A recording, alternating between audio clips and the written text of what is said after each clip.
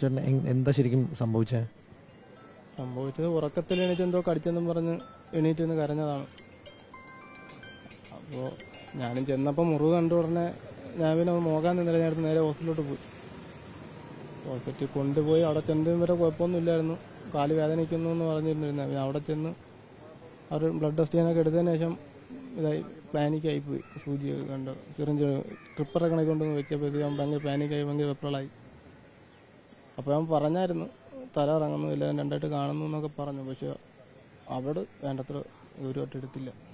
ചെറിയ ആശുപത്രിയിലോ? ഓ, അത് ഡോക്ടർ ഒന്ന് തൊട്ട് പോലും നോക്കിയില്ല. എന്തിനാണ് അവിടെ ഛർദ്ദിക്കണമെന്ന് ഛർദ്ദിച്ച് പാതി വെച്ച് തൊണ്ടയിൽ കുടുങ്ങി എന്തോ പിന്നെ സംസാരമൊന്നും വെളി വന്നില്ല. അവൻ തൊണ്ടയിൽ കൈ കാണിച്ചുകൊണ്ടിരുന്നു. അവർ ആ സമയത്ത് പോലും ഒന്നും നോക്കിയതില്ല. ആംബുലൻസ് വിളിച്ച് കൊണ്ടുപോകാൻ പറഞ്ഞു. അപ്പോൾ അവരുടെ ഭാഗത്തുനിന്ന് ഒരു പോരായ്മ ഉണ്ടായിട്ടുണ്ടെന്നാണ്. അവിടെ നിന്ന് എനിക്ക് അവർ നമ്മൾ ചെന്നിട്ട് ഇപ്പോൾ ഇത്രയും വിഷയങ്ങൾ നടക്കണമെങ്കിലും ആ ഒരു സീരിയസ്നെസ് കണ്ടില്ല. കാരണം ഞാൻ കണ്ടില്ല, പാമ്പാണെന്ന് ഞാൻ കണ്ടില്ല. അതുകൊണ്ട് എനിക്ക് അവിടെ ഉറപ്പിച്ച് പറയാൻ പറ്റില്ല പാമ്പ് കടിച്ചെന്ന്.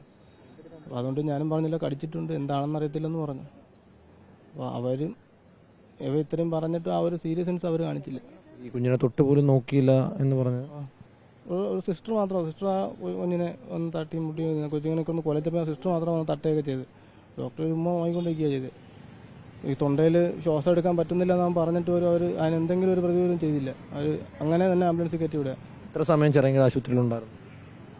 5-10 മിനിറ്റിനകത്തേ ഉള്ളായിരുന്നു. അപ്പോഴേ കൊണ്ടുപോയിക്കോളാൻ പറഞ്ഞു. അതിൽ 5 മിനിറ്റ് വരെ അവന് കുഴപ്പമില്ലായിരുന്നു. 5 മിനിറ്റ് വരെ നോർമലായി കാല് വേദന എടുക്കുമെന്ന് പറഞ്ഞിരിക്കുകയായിരുന്നു.